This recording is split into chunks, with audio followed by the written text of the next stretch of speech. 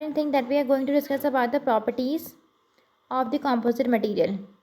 सबसे पहले हमने बात करनी है बायोकम्पैटिबिलिटी की। मटेरियल जो है basically composite, it is biocompatible and आपके पास जो है ना इतना प्रॉब्लम नहीं करता, लाइक हार्मफुल नहीं है। बट अगर आपने बेसिकली अनक्योर्ड रेजिन को छोड़ दिया वहाँ पर, तो उसकी वजह से क्या होगा, it is harmful and it can cause the cancers. ठीक है, तो it is harmful also and it can lead to the cancer. तो ये आपने याद रखना है कि इसकी वजह से कैंसर हो सकता है अनक्योर्ड रेजिन की वजह से। ठीक है, second is the most important property जो हमने डिस्कस करनी है इज़ अबाउट द सेटिंग।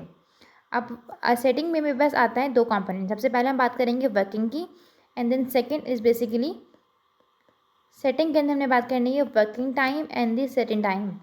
अगर वर्किंग टाइम की बात की जाए तो आप जो मिक्सिंग करते हो तो उस दौरान को हम कहते हैं सेटिंग वर्किंग टाइम। ठीक है, और जब आपका मटेरियल मिक्स करने के बाद प्रॉपर्ली अपनी हार्डनेस अचीव कर लेगा, उसको हम कहते हैं कि सेटिंग टाइम अचीव हो चुका है इसका। अभी तो नहीं डिटरमाइन होंगे by the exothermic reaction, like आपके पास हीट जनरेट होगी मटेरियल के अंदर। अब जो एक्सोथर्मिक रिएक्शन है उसका टाइम पीरियड अपने याद रखना है कि वर्किंग टाइम का जो टाइम पीरियड है इज 90 सेकेंड्स। जब आपकी जो हीट है बेसिकली वो रिलीज़ होना शुरू होगी, या फिर नोटिसेबल होगी हीट यहाँ पर। ठीक है, क्या आप नोट करोगे कि हीट रिलीज़ हो रही है। बट अगर बात करें सेटिंग की, इट इज़ अराउंड 5 मिनट्स, और यहाँ पर इसकी जो हीट होगी it is on peak, like exothermic heat जो होगी वो पीक पे होगी यहाँ पर, और वहाँ पे आपने सिर्फ रिलीज़ हो रही है बस heat normally.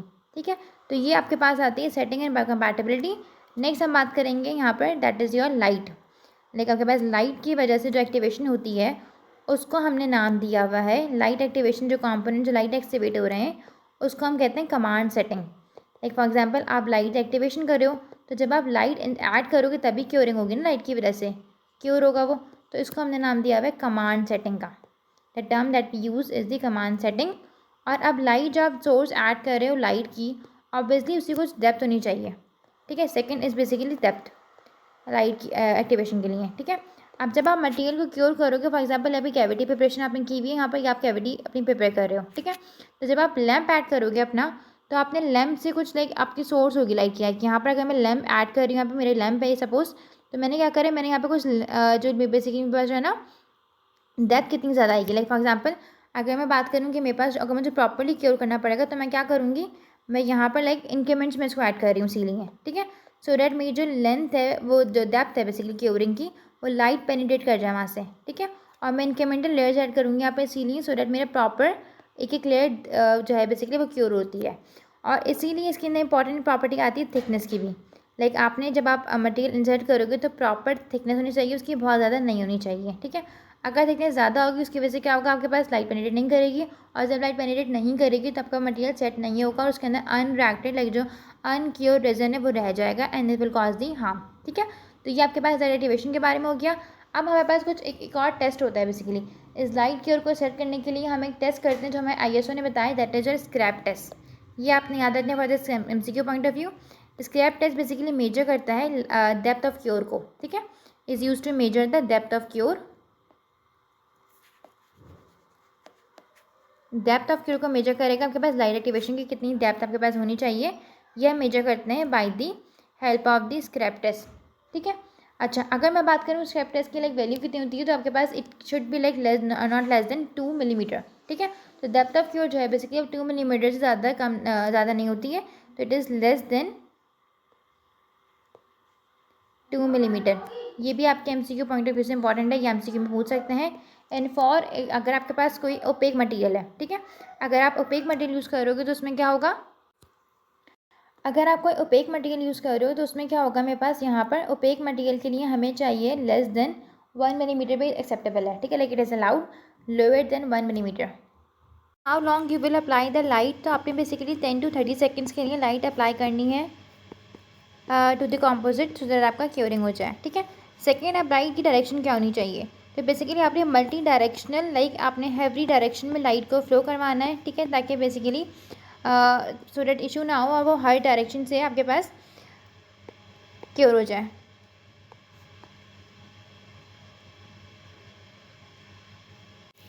Third and the most important thing is that आप जब लाइट अप्लाई करोगे तो बेसिकली आपके पास हीट रिलीज़ होगी। ठीक है, अब अगर आप यूज़ कर रहे हो हीट रिलीज़ होगी यहाँ से, अगर आप लाइट एक्टिवेशन के ऊपर हो। ठीक है, तो लाइट एक्टिवेशन की वजह से जो हीट रिलीज़ होगी that is around temperature rise होगा बेसिकली, हीट की वजह से यहाँ पे टेम्परेचर राइज होगा। तो अगर मैं टेम्परेचर की बात करूँ तो लाइट एक्टिवेशन में हमारा टेम्परेचर राइज होता है दैट इज़ 5 to 15 डिग्री, ठीक है, जो कि बहुत ज़्यादा है as compare to chemical activation. अगर मैं बात करूँ केमिकल एक्टिवेशन के अंदर, तो केमिकल एक्टिवेशन में बस 1 to 5 डिग्री टेम्परेचर राइज होगा, ठीक है। अब टेम्परेचर राइज होगा तो obviously it will affect the pulp, तो पल्प को अफेक्ट करेगा। तो हमने क्या करना है, हमने अगेन कैल्शियम हाइड्रोक्साइड की यहाँ पर JIC की लाइनिंग करनी पड़ेगी सो दैट हमारे पास पल्प प्रोटेक्ट हो जाए और हमारे पास ज़्यादातर डैमेज ना हो पल्प, ठीक है। थर्मल इंजरी तो पल्प के अंदर नहीं होनी चाहिए। Okay, so now we will discussing the light activated system.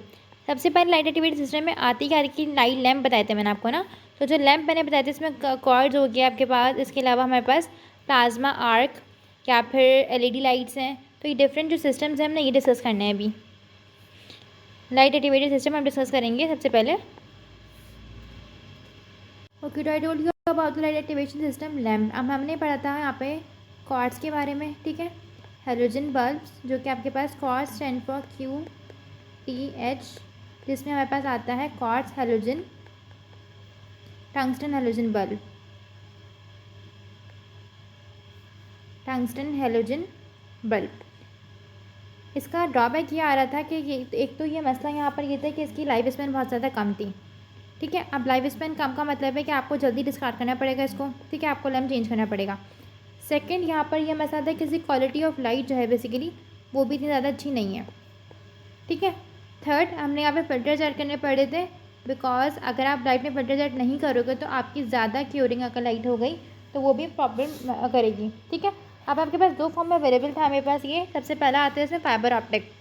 अब फाइबर ऑप्टिक में मसला ये था कि बेसिकली इसकी लाइट इतनी ज़्यादा इंटेंसिटी की थी कि वो जो पाइप होता है बेसिकली उसको ये ब्रेक कर देता था हीट की वजह से। लाइक वहाँ पे बहुत ज़्यादा हीट जनरेट होगी, उस हीट की वजह से क्या होगा कि आपका जो लैम्प है बेसिकली वो ब्रेक हो रहा है, ठीक है।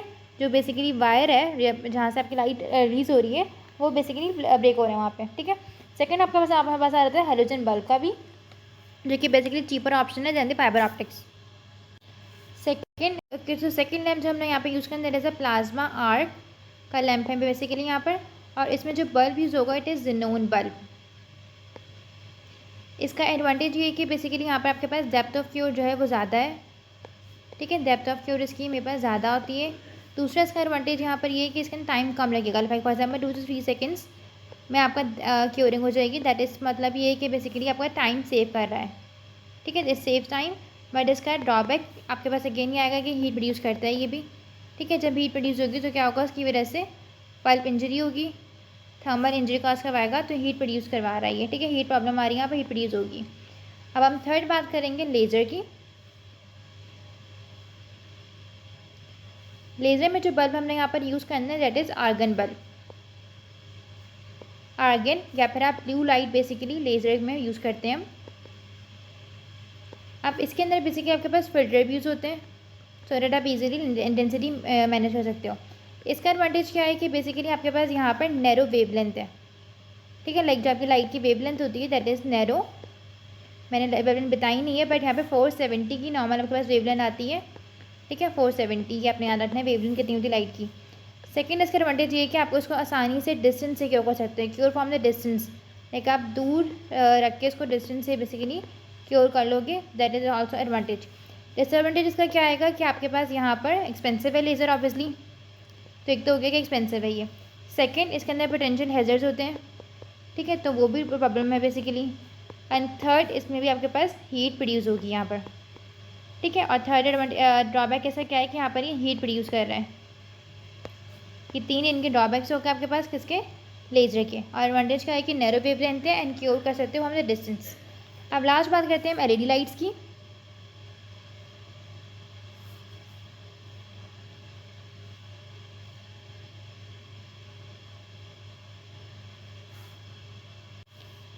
LED stands for light emitting diodes.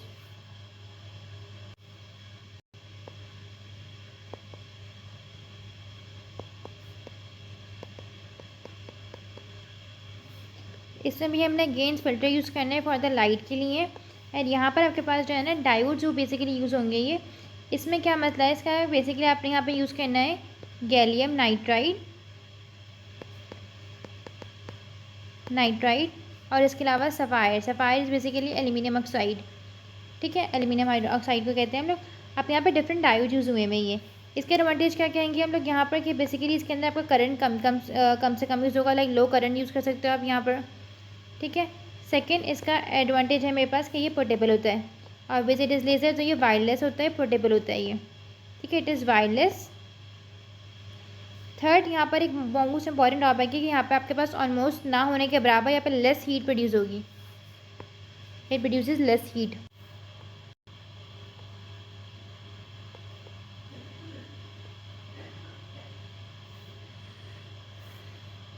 एक और एडवांटेज यहाँ पर ये आता है कि इसमें आपको बेसिकली लेस हीट बन रही है, तो मतलब आपको बेसिकली यहाँ पे फिल्ट्रेशन की नीड नहीं होती। ठीक है, तो no need of the filtration.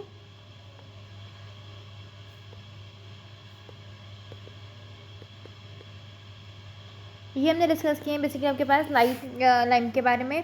इसके बाद हम बात करेंगे कंपैटिबिलिटी टेस्टिंग के बारे में। कंपैटिबिलिटी टेस्टिंग क्या होती है कि वैसे मैंने आपको पहले बताया था measure of depth of cure. ठीक है, तब आप measure of depth of cure measure करोगे तो वैसे ही सेम आपके पास कंपैटिबिलिटी टेस्ट भी आता है कि आप बेसिकली मटेरियली कंपैटिबिलिटी टेस्ट कर रहे हो। ठीक है, और कोई इसमें कोई इतना हार्ड एंड फास्ट नहीं है, सिंपल आप टेस्टिंग कर रहे हो कंपैटिबिलिटी। ठीक है, अच्छा, अब नेक्स्ट हम डिस्कस करेंगे अबाउट द सेटिंग कॉन्ट्रैक्शन।